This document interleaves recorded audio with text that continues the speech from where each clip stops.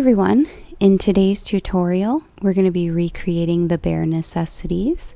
This one has a super painterly feel with some rich moody colors and our dramatic water reflection down there, which is going to be a lot of fun to create.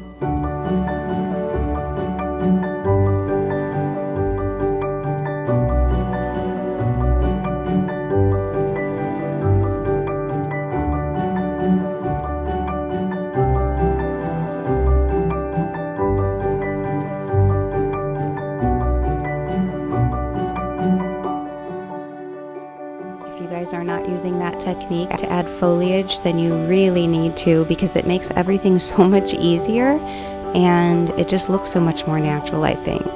Feel free to use that displacement map I gave you in any of your other images. So I hope you guys enjoyed today's tutorial, and thanks for watching.